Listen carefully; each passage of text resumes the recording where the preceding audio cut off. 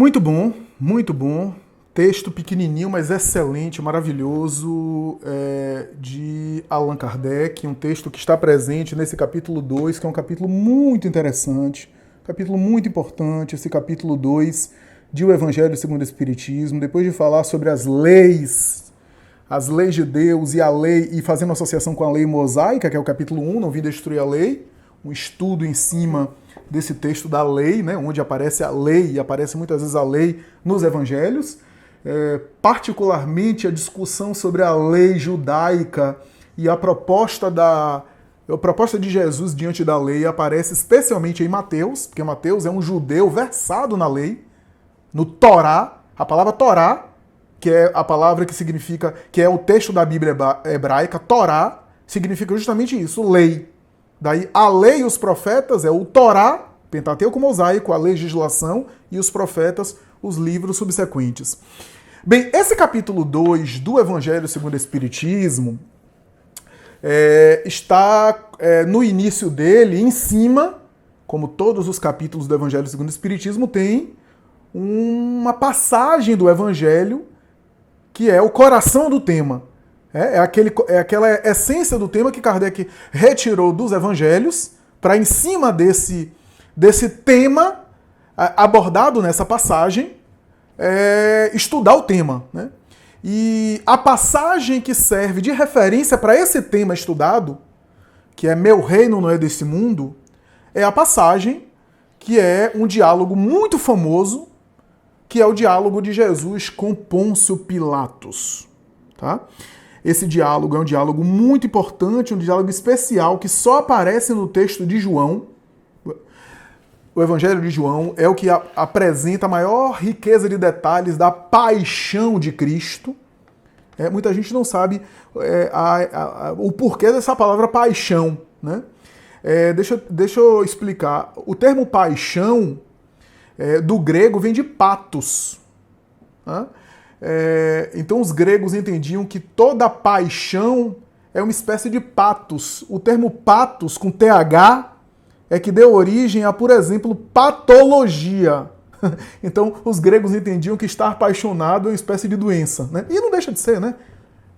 Quando você está apaixonado, você não mede custo-benefício, você arrisca a sua reputação, você se coloca em risco. Estou falando apaixonado no sentido amoroso mesmo, no sentido romântico, tá? Você não mede muitas coisas, você não toma escolhas ou não toma decisões plenamente racionais, você acaba, de alguma forma, também, às vezes até sendo contaminado por essa visão, por essa percepção, e os gregos entendiam, e eu acho que eles têm razão, que a paixão é incompatível numa vida a longo prazo. Por isso que o apaixonamento, às vezes, tem aquele prazo específico, né? Daí a ideia de que relacionamentos duráveis, como casamento, ou uma relação estável, ou relações familiares, não dá para ser mantido apenas pelo patos. O patos é importante, mas muitas vezes precisa de uma decisão mais racional. Né? E decisões racionais é que mantêm, às vezes, esses vínculos mais adiante. Né? Mas o termo patos é um termo que significa tanto paixão no sentido amoroso, como sofrimento. Daí patos, a paixão de Cristo, o sofrimento de Cristo, e assim por diante. Por que João apresenta a maior riqueza de detalhes em relação à paixão de Cristo? Porque ele foi o único apóstolo que não fugiu. João foi o único apóstolo, o único homem, porque os homens são muito corajosos, né? O único homem que não deu no pé. Só ficou Jesus, as mulheres, e João. E eu acho que João só não fugiu porque era um adolescente. 16 anos. 15 para 16 anos. Porque os outros, os mais velhos, vai sobrar pra gente. Porque no Oriente Médio, uma coisa importante para dizer, no Oriente Médio,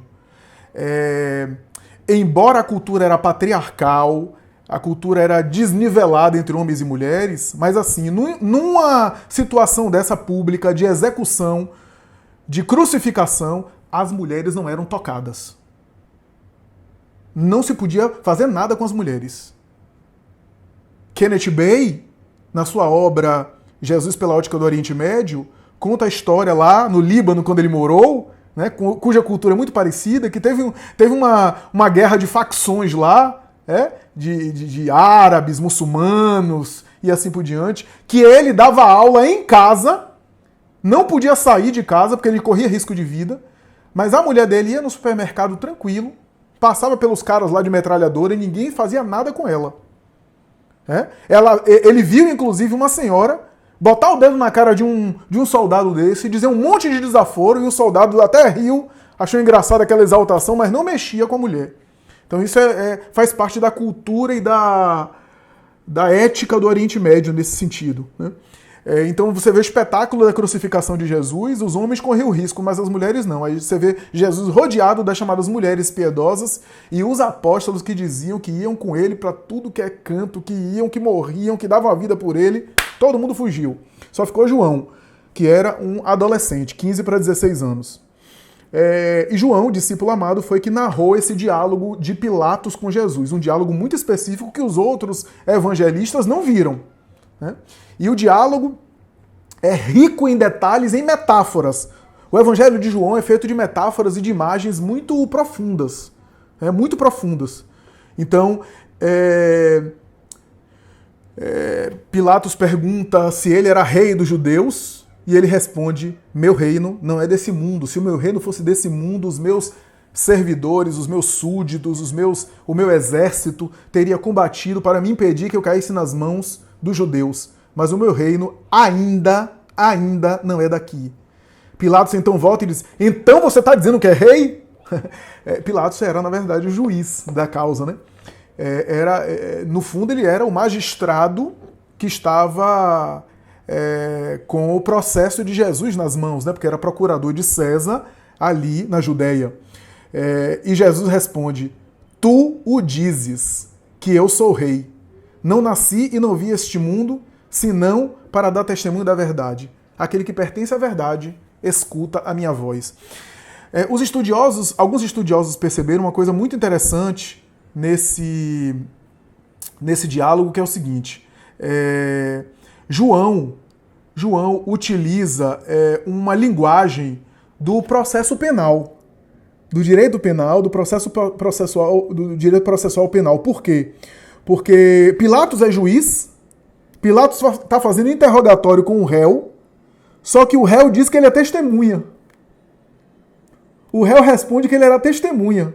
A testemunha é que testemunhou, ou seja, que viu. Por exemplo, num crime, a testemunha que é arrolada no processo é que viu o crime, que pode narrar o que aconteceu, né, que pode dar o depoimento. Jesus é réu, mas responde ao juiz da causa como a testemunha. Testemunha de quê? Da verdade. E aí a verdade, na verdade, é algo que não é vista, né? É algo que é sentido. Ele era testemunha da verdade, né? Ele vivia a verdade. Então, é interessante esse jogo de palavras que João utiliza no seu evangelho, né? E é interessante porque Jesus fala que meu reino não é desse mundo inicialmente, depois ele fala meu reino ainda não é daqui. Se ele fala que meu reino ainda não é daqui, é porque um dia pode sê-lo. Isso é uma coisa interessante. A questão é a seguinte: quando ele fala meu reino não é desse mundo, ele está falando em dois sentidos. Meu reino não é desse mundo no sentido do mundo material, ele é de um outro mundo, ou seja, ele já está colocando que existe um outro mundo. Se ele fala que meu reino não é desse mundo, é porque o reino dele é de um outro mundo que não é deste. É interessante esse raciocínio, porque como é que você nega a vida espiritual dentro dessas passagens? Jesus não falava que havia uma vida depois, as pessoas dormem, ficam dormindo na eternidade, e no dia do juízo elas acordam para serem julgadas. Mas Jesus está dizendo que ele é rei de um outro mundo. Se é de um outro mundo, não é da vida material. E também a gente pode entender meu reino não é deste mundo, do mundo exterior. Ou seja, do mundo de fora. Meu reino não é do mundo político, não é do mundo de César, é de uma outra ordem. Que ordem é essa? Psíquica. Ordem interna. Porque essa era a discussão que levou Judas a trair ele. Judas achava que ele era um revolucionário político, que o reino dele era uma gestão pública, onde Jesus assumiria o poder de Israel e a partir daí dominaria Roma, e estabeleceria o seu reino na terra, um reino político. Só que se o reino de Jesus fosse um reino político, seria um reino transitório. Seria um reino que teria fim, que acabaria em algum momento, que tem prazo de validade. Erro que alguns espíritas entram quando sacrificam a moral e o ideal espírita em função de paixões políticas. Os espíritas caem nesse erro de Judas. Eu não estou dizendo que como espírita você não pode votar, ser votado e até se candidatar se você tem vocação para a carreira política. Claro, a gente deve trabalhar para melhorar a sociedade, para melhorar o mundo. Mas o erro de Judas foi colocar essas coisas na frente da moral, da espiritualidade, se eu preciso sacrificar a minha moralidade, se eu preciso sacrificar a minha harmonia interior em função de uma paixão política, eu estou agindo errado. E claro, nesse sentido, entender que a política pode fazer muita coisa, os ideais políticos podem melhorar as coisas, mas não vão solucionar todos os problemas nossos. Porque muitos problemas nossos que a gente acha que só é da esfera política, são problemas que têm também raízes espirituais profundas.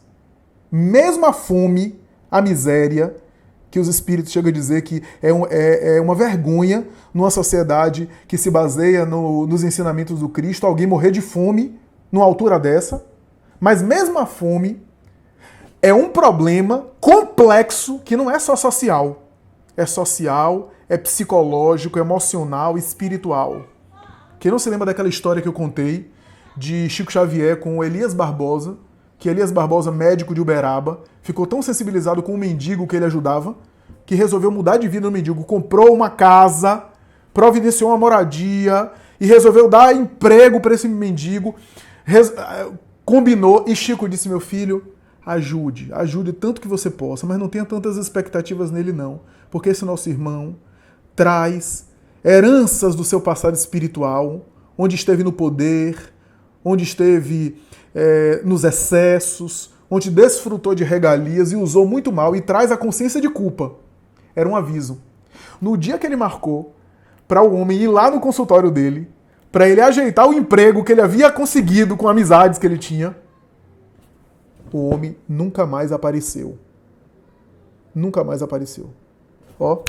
E não foi à casa, não voltou para procurar. Até moradia ele tinha providenciado.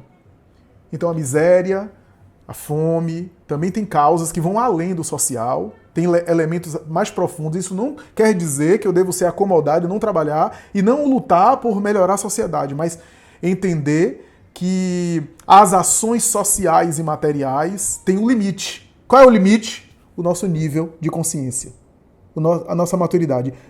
Vamos parar e fazer um raciocínio aqui. Imagine Jesus como presidente de Israel naquela época. Vamos fazer um exercício aqui.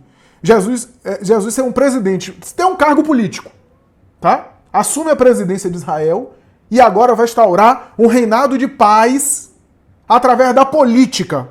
Vocês acham que ia dar certo? Naquela época, povo sanguinário, se matando, guerra para tudo que é lado. Você acha que é só Jesus assumir uma cadeira de um trono e pronto, a partir de agora eu vou decretar paz no mundo? É assim? É fácil assim? Não é. As leis, me permitam dizer os profissionais, os operadores do direito aqui, as leis, a legislação e até as ações políticas, as políticas públicas são muito boas, mas não mudam pessoas. Não alteram consciência. Tem um limite. Claro que é importante. Quem não é da época do cinto de segurança que não se usava e quando foi imposto, tinha gente reclamando, dizendo não uso, não quer, que não é uma afronta. O cinto de segurança foi. Hoje ninguém nem questiona, todo mundo usa, educou. Mas lei nenhuma consegue impor paz, harmonia.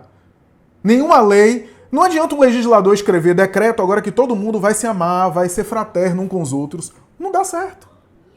Então Jesus sabia que o trabalho é não no social, no coletivo, mas no indivíduo. É com a criatura. É um trabalho de formiga, demora, Mas uma vez modificada, a criatura nunca mais é a mesma. Ah, mas é um trabalho que demora, Flávio. Demora mesmo. É um trabalho que a gente não vê um resultado assim, de fato. Mas às vezes quando um se ilumina, um só se ilumina, se torna uma Mahatma Gandhi. Um só.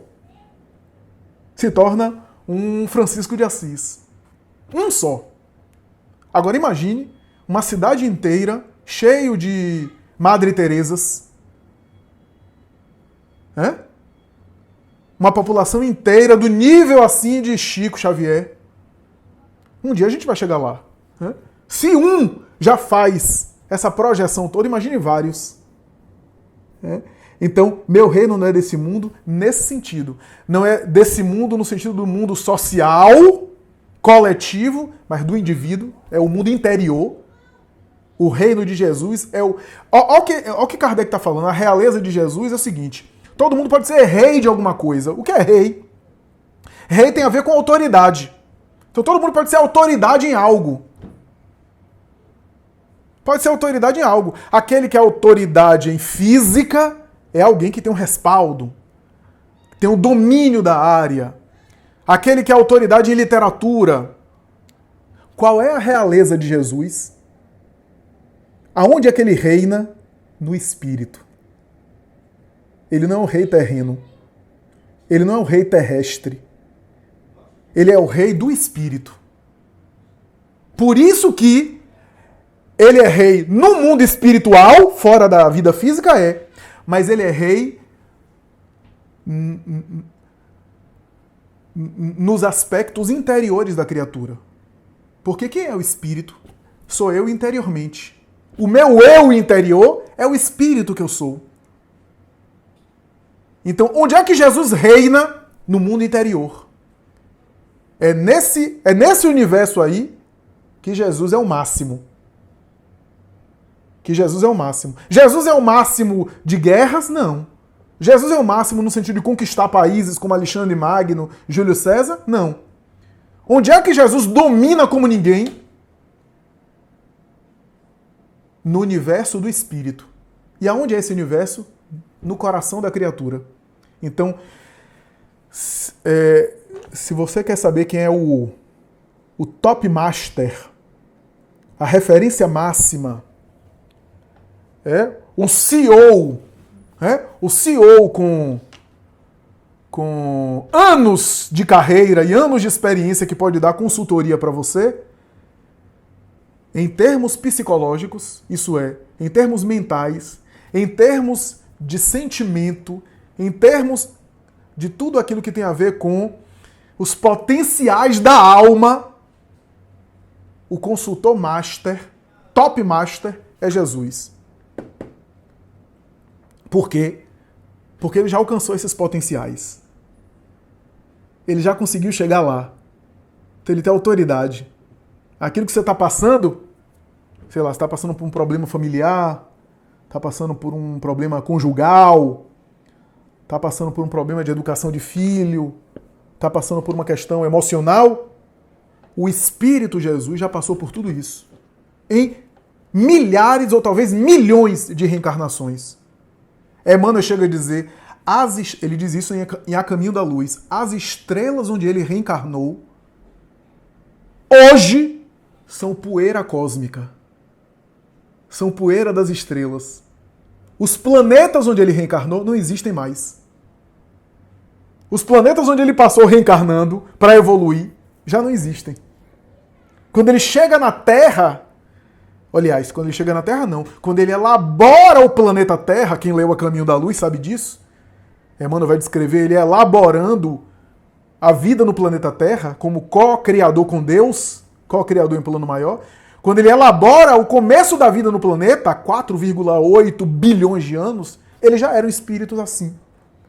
Ele já era um espírito puro, né? Escala espírita, espírito puro, aquele que já alcançou as virtudes que o espírito pode alcançar, que já não sofre influência da matéria e que já é infalível moralmente, mesmo no corpo físico, característica do espírito puro.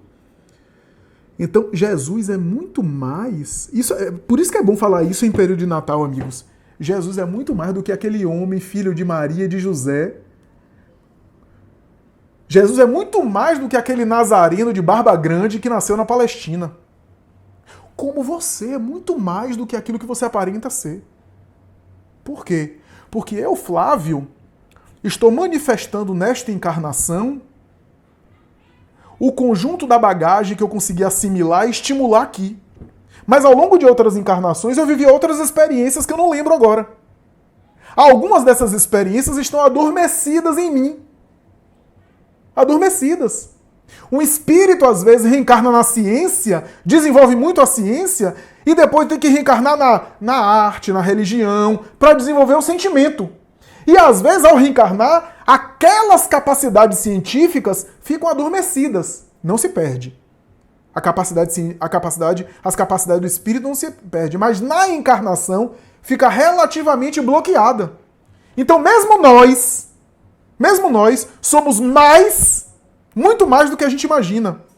Porque o corpo abafa um pouco, limita um pouco os nossos potenciais, necessário para eu desenvolver outras coisas. Para eu aprimorar outras coisas, é necessário eu abafar um pouco. Quando eu desencarno, eu posso recuperar esse patrimônio. Então, se eu aplico essa lógica para mim, Flávio, que não sou espírito missionário, que sou espírito em prova e expiação, e para a maioria de nós aqui, imagine o espírito Jesus. Então, e acho-a bem José, Jesus, filho de José, foi a personalidade encarnada. Mas o espírito que estava ali era muito maior do que aquilo. Era mais grandioso do que aquilo. E muitas vezes ocultava a sua grandeza. Eu falei ontem aí no Sheila sobre a infância de Jesus. Que a grande lição da infância dele foi ter se colocado de maneira discreta e anônima durante anos. Dos 12 aos 30, 18 anos, o governador da terra ficou trabalhando dentro de casa, ajudando a família na carpintaria do pai biológico.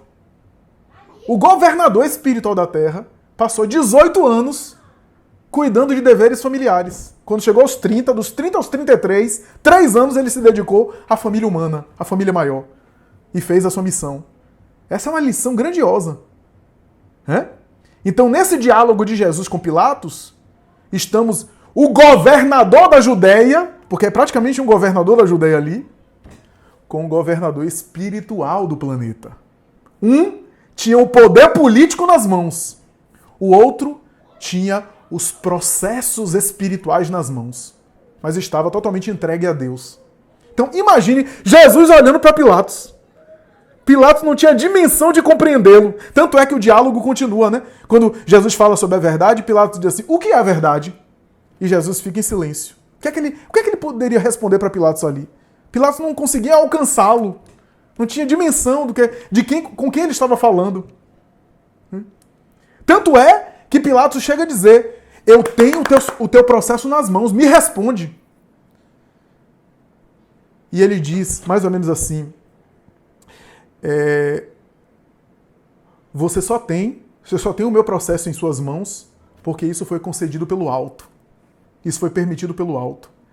Emmanuel tem uma mensagem que vai dizer assim, essa é a mensagem para todos os políticos da Terra. Essa mensagem de Jesus é o recado para todos os políticos da Terra. Meu filho, você tem uma função, é temporária. Foi permitida pelo alto e é temporária. Todas as funções políticas temporárias, uma hora você vai perder. É transitória. Esse é um poder aparente. O poder verdadeiro não é o poder de controlar os outros. Não é o poder de ter poder sobre os outros, sobre as multidões. É sobre o poder de si mesmo. Eu li recentemente uns escritos de uma psicanalista famosa, ela falando de alguns políticos famosos, ela não cita os nomes, né, mas de algumas pessoas famosas, tanto políticos como celebridades, que tinham muito poder e que eram acompanhadas em terapia com ela. E embora ela não cite os nomes, ela falou que muitos deles, por conta do excesso de poder, da quantidade de poder, desenvolviam neuroses graves. E às vezes, na intimidade, por exemplo, compensava no excesso de sentimento de inferioridade. E ela, inclusive, revelou um detalhe: muitos deles tinham, inclusive, fantasias sexuais um pouco diferente do convencional. Gostava de apanhar, gostava de ser humilhado. Essas fantasias sexuais que, de vez em quando, estão na moda por aí. Quer dizer, o homem é tanto poder, é um magnata, é um político, e aí, para compensar, talvez pelo sentimento de culpa, sente prazer em apanhar, em ser machucado, em ser chicoteado, essas coisas que hoje a literatura aí está abordando e assim por diante, né? Que são fetiches, fantasias para compensar, talvez. Primeiro porque um excesso de poder pira a maioria das cabeças. Né? E depois que às vezes a pessoa não sabe conduzir bem, aí fica cheio de sentimento de culpa. Né? E desenvolve conflitos. Então, o verdadeiro poder é o poder de estar em harmonia consigo mesmo. É muito difícil. É mais fácil eu querer controlar os outros, manipular os outros, impor aos outros, mas ter controle sobre si mesmo, ter harmonia consigo mesmo, conseguir continuar simples, apesar do meio, permanecer simples, fraterno. Esse é o desafio que a gente tem, né? Esses são os desafios que a gente possui. E então Jesus era rei, mas não era um rei terreno. Era o rei do primado do espírito. Ele reina nas consciências. Ele reina naquilo que o espírito tem de melhor. Naquilo que o espírito tem de mais sublime, Jesus é a referência máxima. Então, isso é super interessante a gente abordar isso em relação ao Natal, porque quando a gente examina o nascimento dele, Humberto de Campos chega a dizer o seguinte: não foram apenas os profetas de Israel que profetizaram o nascimento de alguém especial. Todas as culturas terrestres falavam de alguém especial que deveria nascer. Culturas orientais, ocidentais, todas as tradições. Joseph Campbell, o famoso mitólogo americano, dedicou 40 anos para estudar os mitos e sabe o que ele descobriu? Que o mito, que é praticamente universal, que está presente em todas as histórias da cultura, é o mito do herói.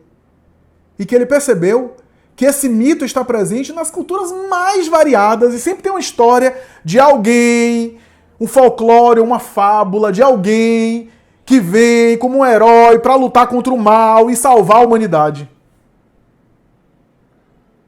Essa tradição folclórica do mito do herói de mil faces, da jornada do herói, que hoje os psicólogos e os mitólogos estudam tanto, Emmanuel vai dizer, esse mito do herói é Jesus.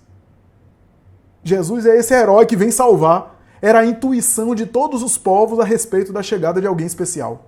Ocidental e oriental, todos intuíram a chegada dele. A ponto de Humberto de Campos dizer assim, os historiadores não conseguem entender como é que no momento que Jesus nasce, de repente, Roma ficou em paz.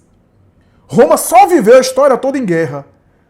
No período em que Jesus foi nascer, os historiadores como Will Durant, como Daniel Hopes e outros, quando estudam isso, vai dizer, o que foi que aconteceu que, de repente, os exércitos romanos pararam de fazer guerra, o templo da deusa Vitória fechou as portas, e no período de Augusto, de Otaviano, tudo ficou em paz. Por que tudo ficou em paz assim e houve um momento de paz? Não se consegue entender naquele período. Mas Humberto de Campos vai dizer, é porque a Terra estava sendo visitada por uma galera, por uma quantidade de espíritos que vinham para ajudar na chegada dele, no nascimento dele. Alguns desses reencarnaram como colaboradores dele. Uma reunião de espíritos. E outros espíritos muito mais belicosos não reencarnaram.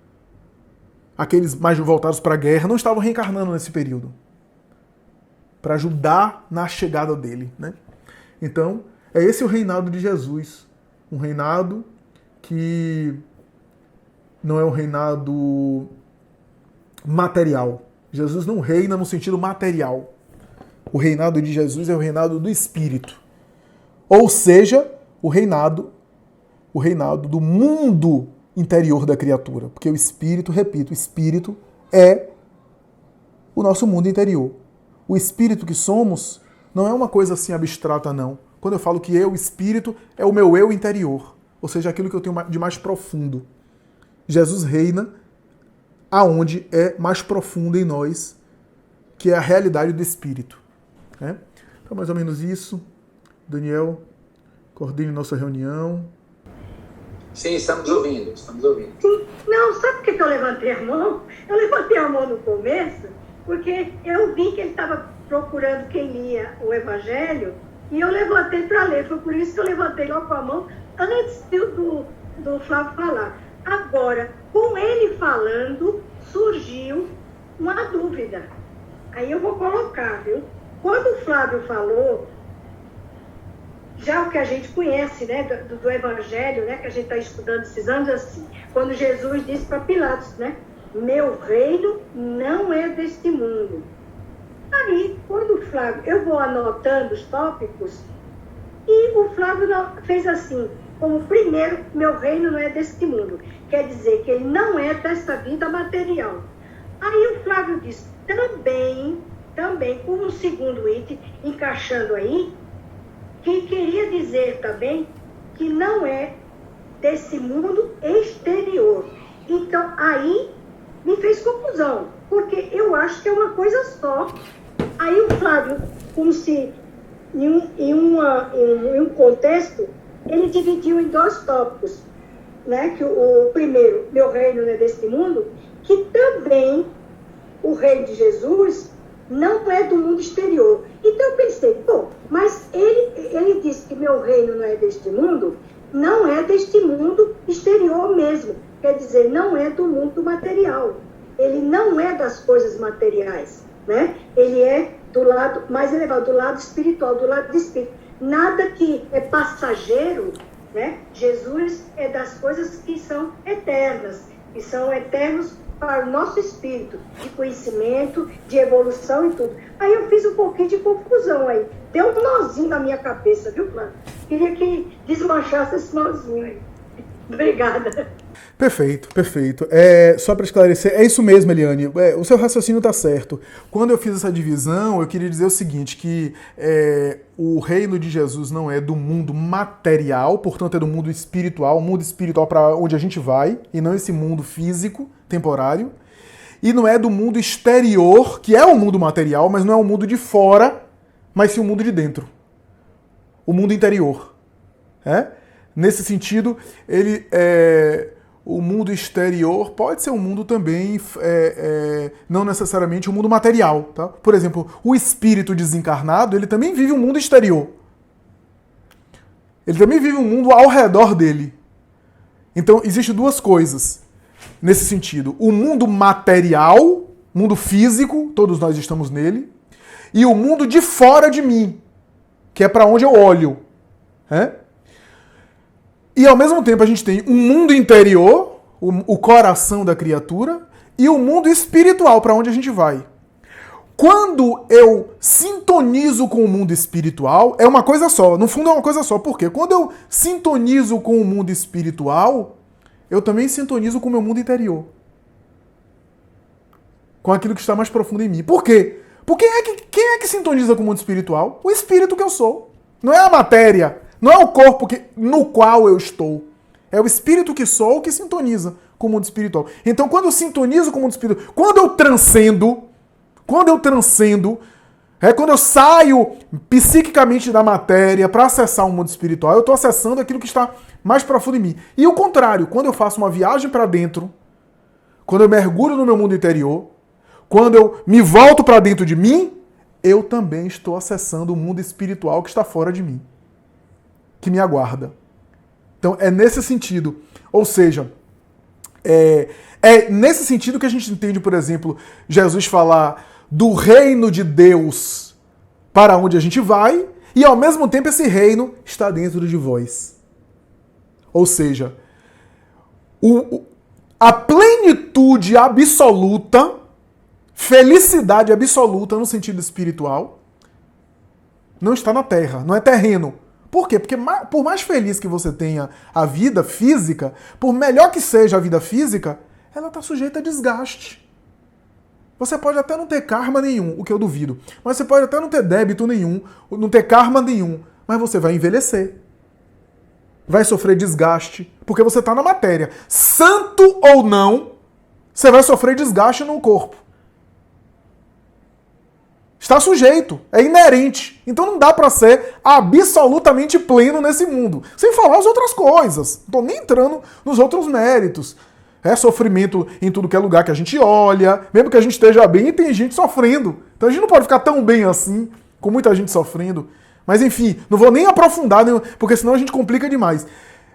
Esse mundo aqui, portanto, físico, por que é físico? Porque é temporário, portanto é impermanente, é transitório, está sujeito à vicissitude, não pode ser pleno totalmente. Então essa plenitude é espiritual, portanto não é na vida do corpo. Mas ao mesmo tempo pode começar aqui no corpo. Aonde? No mundo interior. Porque no meu mundo interior é aonde eu tenho o lado espiritual que eu carrego para toda parte. Então, se eu quero viver a vida de espírito, ou se eu quero viver um pouco a vida do espírito, eu tenho que cultivar a vida interior. Entre outros motivos, não é à toa os nossos sofrimentos emocionais de hoje, depressão, ansiedade. Por quê? Porque a gente está vivendo muito para fora. A gente está vivendo muito para fora. Para fora, para os outros, para a performance, para o desempenho, para a exposição. E não temos vida interior. Não temos conexão com a gente, conosco mesmo. Então, qualquer coisa a gente se transtorna, qualquer coisa a gente se perturba, a gente sofre, porque o nosso psiquismo está voltado só para fora. Voltado só para fora. Então a gente fica tenso, a gente fica ansioso facilmente, porque está sujeito o quê? Ao mundo material, né? que é o mundo exterior. Então, na verdade, no fundo, acaba se combinando em uma coisa só. Aquilo que é transcendente é também imanente, para falar numa linguagem filosófica, tá? O mundo espiritual é transcendente, ou seja, para onde eu vou, mas é também imanente, está dentro de mim ao mesmo tempo. Está fora, está dentro ao mesmo tempo. Pronto, então, Flávio, você falou que as leis não alteram as pessoas. Então, diante de sua fala, né, eu queria fazer um comentário que é em relação ao que chamou a minha atenção, é a questão da violência doméstica. É um tema super importante, super interessante, tema atual, um tema ventilado hoje, né, debatido muito hoje, discutido, um tema sempre muito importante de ser aqui comentado,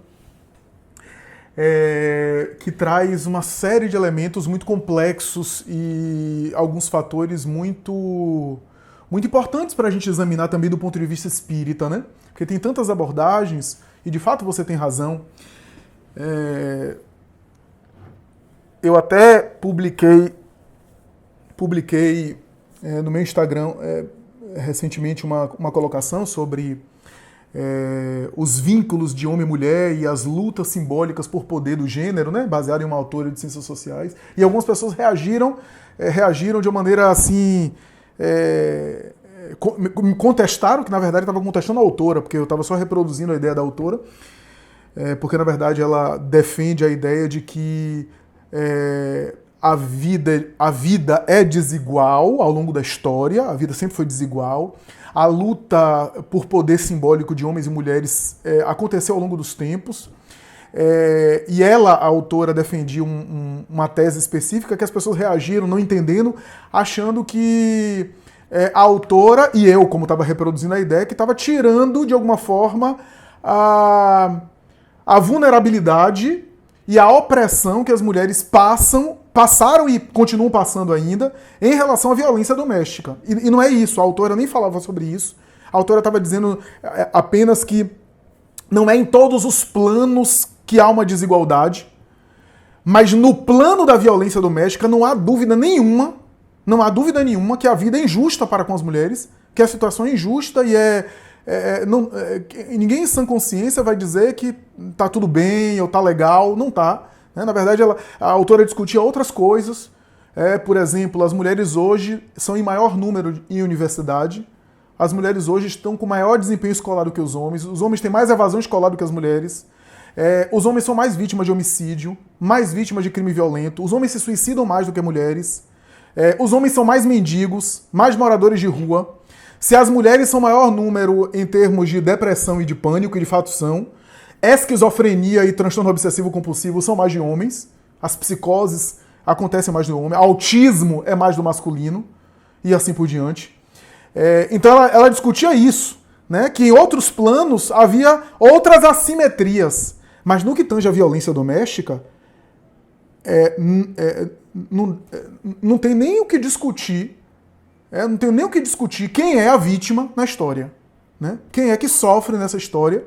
E quando eu falo violência doméstica, violência física, violência verbal, assédio, violência sexual, que existe também, mesmo em um cônjuge, que é o sexo não consensual, o sexo forçado, né? Sem querer naquele momento. O gaslight, né? Quem assistiu aquele filme de Hollywood da década de 40 sabe o que eu estou falando, né? É um filme clássico para entender isso, né? Gaslight, depois pegue. Hoje é um verbo, né? Fazer gaslight com a mulher, né? Eu não me lembro aqui, mas aqueles atores conhecidos de Hollywood, né? E o marido enlouqueceu a mulher aos poucos, né? Então ele tirava uma joia de um lugar, colocava em outro, escondia, dizia, cadê a joia? Você já perdeu, tá ficando louca? Ele ficava enlouquecendo a mulher dentro de casa e a mulher começou a duvidar da própria sanidade e foi adoecendo. Então, essa coisa de você tá louca é muito comum os homens falarem com as mulheres, né? E entre outras coisas, né? Do ponto de vista psicológico, Cássia, eu costumo dizer assim que os homens eles têm uma profunda dificuldade de lidar com o desejo feminino. Eu não sei se porque, do ponto de vista psicanalítico, o homem muitas vezes desenvolve uma percepção de que ele é o querido da mamãe na sua história de vida. Estou falando de maneira geral, não estou entrando nos detalhes. Então essa sensação de ser o querido da mamãe, que é uma percepção, é uma interpretação. Né? É uma interpretação. Não quer dizer que ele era a única fonte de prazer e de vida da mamãe, mas é a sensação que fica às vezes no homem. Né? E que mais tarde ele tem essa percepção em relação às mulheres, ou seja, a fantasia de que a mãe dele via nele como a única fonte de prazer e de felicidade, ele, e atender o desejo dele.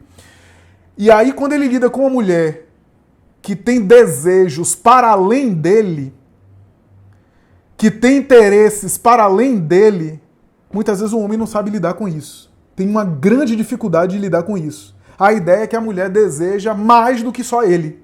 Estou falando aqui até da relação amorosa, tá? E nesse sentido, os homens são péssimos em lidar com isso. Porque, veja, às vezes as mulheres se separam, depois que se separam de um casamento, e o homem arranja uma outra companheira, o máximo que a mulher vai fazer, o máximo, é ficar chateada, já tá com outra, não passou nem 2 meses, já tá assumindo um outro relacionamento, se tiver filho em comum vai ficar chateado, não vai querer mandar o filho para conhecer a nova namorada do pai. Na pior das hipóteses, vai fazer um perfil fake e seguir a atual namorada, ou ver quem é, pra ver se é mais bonito ou não é, se é bonita, feia, horrível, afinal, como é que ele escolhe essa fulana? É o máximo. O homem, às vezes a mulher tá separada dele há 10 anos e ele descobre que ela tem outro companheiro. Ele vai lá e mata ela. Depois de não sei quantos anos. Então é algo realmente característico da psicologia masculina. Do ponto de vista psicológico, eu estou falando. Espiritualmente, o que é que a gente aprendeu na doutrina espírita? Que o espírito reencarna tanto em homem como mulher. Quando reencarna como mulher, os hormônios femininos influenciam ele, o espírito, tá? Influencia o espírito a ponto de ele desenvolver algumas experiências graças aos hormônios femininos. Os hormônios masculinos influenciam ele também para desenvolver determinada experiência. O espírito precisa desenvolver a masculinidade e a feminilidade para ser puro. Para alcançar a sabedoria, ele precisa passar por todas as experiências, diz Allan Kardec. Então, o que é que isso significa? Significa dizer que a feminilidade estimula ele a desenvolver determinados valores, e a masculinidade também, tanto pela cultura como pela biologia. Recentemente eu vi um homem trans comentando isso, né? Ele fez a transição e ele estava tomando hormônios masculinos.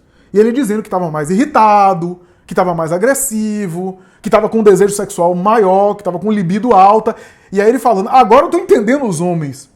Claro, não dá para reduzir tudo a biologia. Os homens têm 30 vezes mais testosterona do que a mulher. Testosterona é o hormônio da libido e o hormônio da agressividade. Mas eu não acho que a gente possa reduzir tudo isso apenas à biologia, porque senão a gente vai na verdade, reduzir o ser humano a animal. Né? Tem algo que é cultural, tem algo que é psicológico, tem algo de entendimento, de percepção. Eu posso ter desejo sexual, eu posso ter irritação, mas uma coisa é eu ter, outra coisa é eu ir lá e matar alguém. Ou eu ter o desejo sexual e ir lá estuprar alguém. Entre o desejo e o ato, eu concretizo. É outra coisa. Então eu acho que tem cultura, tem percepção e tem... Do ponto de vista espiritual, Cássio, eu acho que é o seguinte, o fracasso na experiência do masculino em relação a esses espíritos. O fracasso na experiência do masculino. E no nível de barbárie, de matar, de torturar, né? De maltratar, de fato tem um primarismo aí, né? Tem um primarismo, um primitivismo desses espíritos, né? Que a gente precisa examinar. Ou seja, são espíritos primários, imaturos, que na experiência do masculino vivenciam essa imaturidade. Talvez esses espíritos, se reencarnassem como mulheres, seriam também mulheres imaturas. Né? Mas a imaturidade se manifestaria de outra forma. Talvez não nesse biótipo masculino. Porque isso é outra coisa interessante, né? A depender da experiência que a gente vive, a nossa imaturidade se manifesta de uma forma. No caso do homem, vai se manifestar como? Tentando controlar as mulheres. Olha só que isso é antigo, Cássia. Isso é antigo. O desejo feminino, o desejo do homem em relação à mulher, fez com que ele colocasse a culpa nela. Por exemplo, Santo Agostinho é admirável, mas é um homem do tempo dele. Como ele não se aguentava com mulheres, ele não se controlava, no fundo ele não se controlava com as mulheres. O que é que ele fez? Ele disse que a mulher carregava o demônio, a tentação. E não conseguia ele não conseguia conversar com uma mulher sozinho. Porque a mulher carregava a tentação. Quer dizer, ele é que não aguentava ver mulheres e não se controlava, a culpa era delas. Projetava nelas. E isso foi feito durante muito tempo. Então, como eu me excito quando eu vejo mulheres, como eu me sinto atraído, e às vezes me sinto atraído de uma forma involuntária, os homens sabem que às vezes a excitação sexual nem sempre é voluntária. Nem sempre é voluntário. Em algum nível fisiológico, nem sempre é voluntário. Claro, eu controlo o que eu vou fazer com isso. Mas nem sempre é voluntário. Como eu fico excitado, estou falando aqui do homem da Idade Média, como eu fico excitado e não sei lidar com isso, ela que carrega um feitiço. Ela que carrega a tentação. É ela que carrega o demônio. É ela que perturba a vida dos homens. A culpa é dela, ela que é demoníaca. Então esse processo foi feito a ponto de ainda no inconsciente de muitos homens existir isso. Né? Freud dizia que o desejo feminino é enigmático. O desejo feminino é enigmático. E os homens que não se trabalham e não amadurecem tendem a se descontrolar com o desejo feminino. Tende a se descontrolar. É a ideia de que a mulher... vou utilizar a metáfora freudiana, até. A mulher finge sentir prazer sexual na hora do sexo e o homem nunca vai saber. Né? E se ela fingir, realmente não tem como ele saber. Essa ideia fica no inconsciente dele a ponto de ele achar que ela está fingindo para ele fora da cama, para além do sexo. Então é a mulher que tem o arquétipo da cigana, a mulher que vai me enganar, que vai me passar para trás. E como é que ele reage? Na agressividade. Até porque não tem argumento, né? Não consegue discutir, então normalmente apela para a força física. Mas é complexo, e aí envolve fatores espirituais, obsessivos, né? Mas a gente pode reduzir a um primarismo mesmo, a um primarismo. Toda vez que o sujeito utiliza de apelo violento, a gente está diante de um primitivismo, né? Um primitivismo, um atraso espiritual. Né? E o que eu mais lamento é que esses homens se complicam na encarnação deles, né? Porque por conta de um ciúme, você matar alguém, né? Olha o débito que adquire. Quando é que ele vai resgatar isso? Provavelmente não vai ser nessa encarnação mais. Né? Com raríssimas exceções, não consegue. Né? É isso. Obrigado, Flávio. Nós temos aqui o comentário de Neuma. Flávio, se há 2021 anos a humanidade não entendeu onde fica seu reino, então Jesus veio lançar a semente para que constituíssemos o caminho da vida espiritual e assim alcançá-lo? Sem dúvida, sem dúvida. Essa é a proposta do mestre. Ainda esse reino não é muito bem compreendido. Quando a gente fala, por exemplo, de autoconhecimento, quando a gente fala sobre... o que eu estava falando agora nessa pergunta anterior, sobre saber lidar com os próprios impulsos, saber lidar com os próprios desejos, saber trabalhar as próprias emoções, tudo isso é o reino dele, que é um grande desconhecido. Quando Jung dizia que o inconsciente é o Oceano Pacífico e a consciência é uma casca de nós atirada sobre ele, o que é que ele estava dizendo nisso? Que nosso mundo interior é um grande desconhecido. E o reino de Jesus é nesse mundo interior que precisa ser descoberto, que precisa ser aprofundado. A grande viagem é para dentro de nós mesmos, para nos conhecermos, nos descobrirmos. E o descobrimento aqui é um descobrimento, não é só descobrimento dos vícios e das imperfeições, é descobrimento também dos potenciais. Potenciais que estão ali e que na vida do dia a dia, na vida acelerada, na vida que o filósofo coreano-alemão Byung-Chul Han, na obra famosa A Sociedade do Cansaço, né? Uma obra que eu tô terminando de ler agora, uma obra muito boa, viu? Muito boa para ler, para quem quer compreender a sociedade atual. Ele chama de Sociedade do Desempenho. E ele diz, para uma sociedade do desempenho que não para nunca, que sempre tem que estar desempenhando, fazendo performance, cujas liberdades que a gente conseguiu, olha quanta liberdade a gente conseguiu, em vez de dar autonomia, deixou a gente mais preso. Preso o quê? Produzir, publicar, curtir, compartilhar. A gente está escravo dessa produção, desse desempenho que não para, e aí vive o quê? Uma sociedade do cansaço. Ele vai dizer o seguinte, no passado era o patrão que controlava o empregado. Hoje, eu sou patrão de mim mesmo, ou seja, eu sou patrão e sou empregado. Ou seja, a minha algema, a minha prisão é pior. Porque não é do outro e que eu consigo articular e negociar, é de mim mesmo. O tempo todo eu tenho que estar fazendo performance. Se no passado se dizia assim, você fez o trabalho da faculdade? Não, eu fui na biblioteca, mas não tinha um livro. Não está disponível aqui. Hoje você não tem mais essa desculpa. Você não se alimenta bem não? Por que você está assim? Não está se alimentando bem não? Ah não, é porque eu não sei qual é a alimentação saudável. Não tem essa desculpa. Você não leu o livro novo de tal autor que saiu? Ah, eu não pude ainda porque não chegou aqui nas livrarias. Não tem essa desculpa. Se você não fez, é porque você teve algum fracasso. É porque você não está dando conta das coisas. E aí você é cobrado. E você se cobra. Sociedade do desempenho. Você sempre tem que estar produzindo, sempre tem que estar realizando. E aí Byung-Chul Han vai dizer, não é à toa que a nossa sociedade cresceu o número de hiperativos. Hiperatividade.